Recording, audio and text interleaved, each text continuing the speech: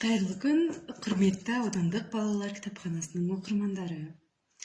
Бүгін біз сіздермен айына бір рет өтетін шебер қолдары үйірмесі арқылы жұмыс жасайтын боламыз.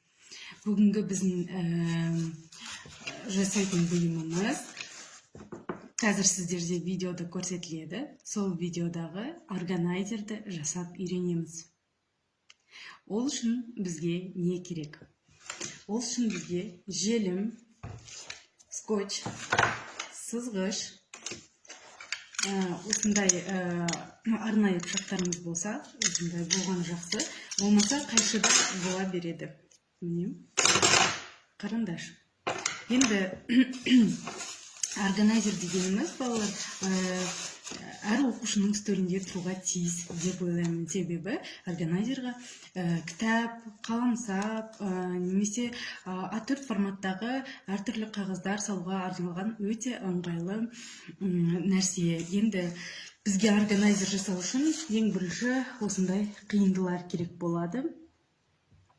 Сіздерге көрініп тұр ма жоқ па білмеймін. Негізінде мына жері 7 сантиметр, ал мына жері 32 сантиметр, мына жері 16 сантиметр, және кешіріңіздер, мына жері 23 сантиметр, ал мына жері 16 сантиметр болу керек. Осындай қиынды сіздерге 4 болу керек. Мен алдын ала дайындап қойдым. Менде 4 бар. Сіздер де осындай 4 дайындаңыздар.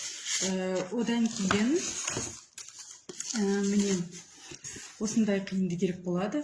Мына жері 36, ал мына жері 16. Ұзындығы 36, биіктігі 16. Енді тағы да бір қиынды. Ол осындай. Мына жері 36, мына жері 22. Қазір оның барлығын түсіндіремін, не үшін керек екенін. Келесі, мына жері 32 биіктігі, ал ұзындығы 35-5. Осындай бізге 7 қиынды керек болады. Енді бұл қиындылар арқылы не істейміз? Бақылаңыздар.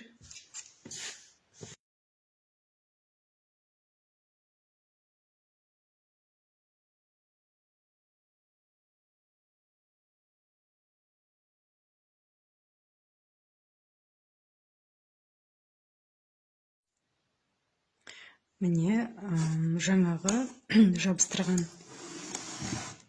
неміз осындай болып шықты. Сіздерде де осындай болып шығу керек.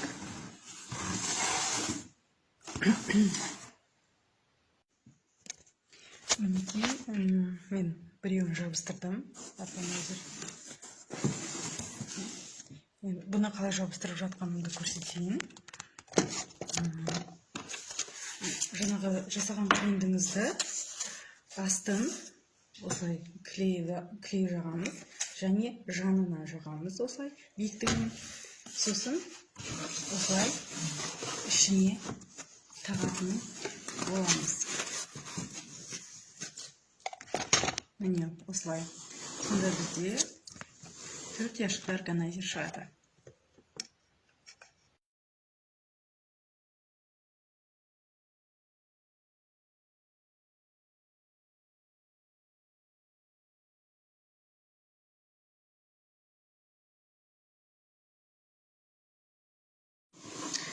Ал достар, менің органайзерім дайын.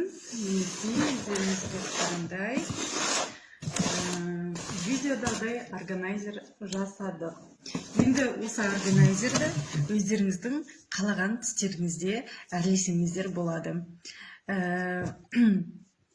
Әркімнің өзінің талғамы әртүрлі, сондықтан да ол жерін көрсетуді жөн көрмедім. Ең бастысы органайзердің жасалу жолын үйрендік деп ойлаймын. Ал мен өзім сары түсті таңдадым. Сіздер қай түсті таңдайсыздар, достар? Ендеше барлықтарыңызға сәттілік.